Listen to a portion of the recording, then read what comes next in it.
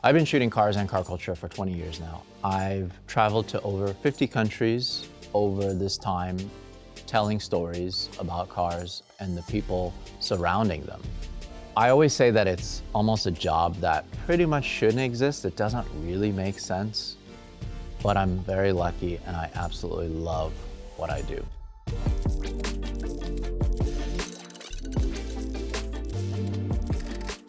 This all started with a love for cars, a love for driving, a love for tinkering. I grew up in Southern California and it was only natural for me to fall in love with these machines. There's just something about them that make them so special, and that's also why I wanted to photograph them. I quickly found out that I wasn't a very good professional driver, but one thing that I enjoyed doing while I was at the racetrack was taking pictures of my friends driving, taking pictures of the cars that showed up, and just sharing them with the car community. I paid my own way for many, many years, going to Europe, going to Japan, going all over the world, just to be in front of the cool action. Now we're so lucky in that we do a lot of work for the manufacturers. I've been so lucky to be able to work with them to launch their new cars, to photograph their race cars, to work with their athletes. It's been incredible. We do a bunch of shows on larger channels like the Haggerty YouTube channel. The show that we're really focusing on this year, and we're just going into our third season, is called Capturing Car Culture with Larry Chen. And all I do is travel the world, mostly outside of the US, going to remote locations, talking about why these people love these cars, what kind of cars they're building, and the struggles they have to go through to own these vehicles.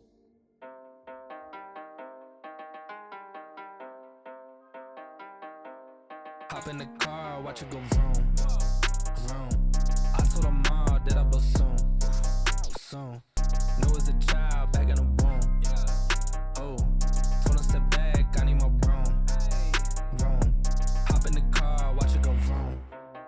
I'm in a whip, so I gotta zoom. They tryna talk, they not in the room. I've been so real, I'm dead to the tomb. They in the way, they gotta move. I gotta gas, they running on fumes. Told them way back, it's something new. It's me and Dan, you gotta choose. I'm taking what's mine, I'm doing fine. Don't see the vision, they looking so blind. I hit my lawyer, I don't got the time. Crossing my T's and he dotting those eyes. Don't take offense if I do not oblige. I can't relate but like none of these guys. They hit me once and I'm cutting the ties. I was so low but I'm back on the rise, it's real.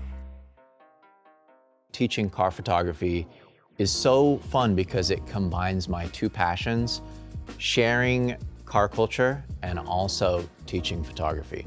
In winter of 2019, I was asked to become a Canon Explorer of Light, and it was such a big honor. It's something that I couldn't even imagine happening, but I worked hard and I got very lucky to work with these individuals at Canon who believed in what I do.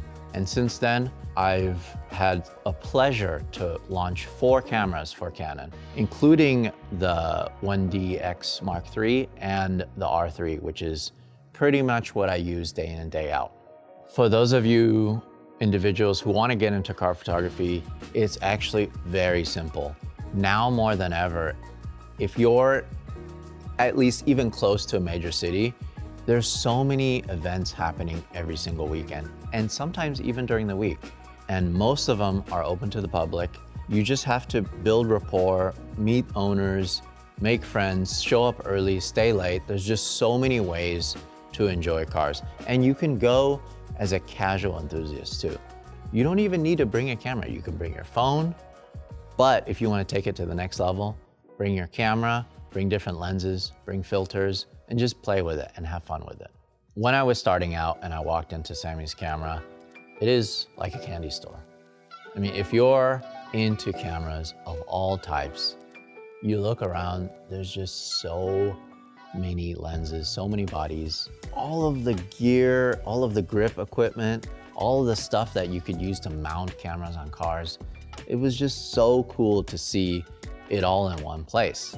The thing that's lost with photography now is When you're buying a piece of gear online, you can't actually physically hold it and play with it in the store. That's where it's nice to walk into Samy's camera, whether it be the latest gear or used equipment. Like I was just playing with this EF 50mm f1.0 from the 90s. The fact that they have it on the shelf here is mind-blowing. It's different to be able to at least just hold it and play with it for 5-10 minutes, because you're going to spend a lot of money on this piece of gear that's going to do you justice for many years moving forward. So it's something that you have to make sure you actually want. That's the importance of actually holding it in your hand. To be able to feel the weight, feel the focus, feel how smooth it is, feel the buttons, that's very important. When it comes to the equipment that we use, for lensing, we shoot from 8mm all the way to 600mm. For bodies, we use whatever we need for the job. If we're shooting action, we generally are using the Canon R3. I usually carry 3 with me because the action is happening so fast, I don't even have time to change lenses. If we need more megapixels, we generally use the R5. For video, we're using the R5C, we're using the R8, M6 Mark II, and 1DX Mark III still.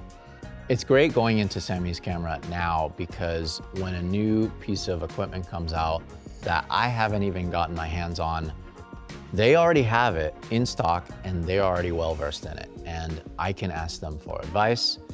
And it's not just limited to cameras. Anything you need when it's related to cameras or production, photography, video, I can rely on them. I've been shopping at Samy's camera for 20 years now, and I've actually made a lot of friends with the employees at Samy's. It was so cool to be able to have that relationship, and still now to this day, we get gear all the time from Samy's camera. A lot of people ask me what's the quick shortcut to get to the position where I'm at, where I can photograph for all of these manufacturers.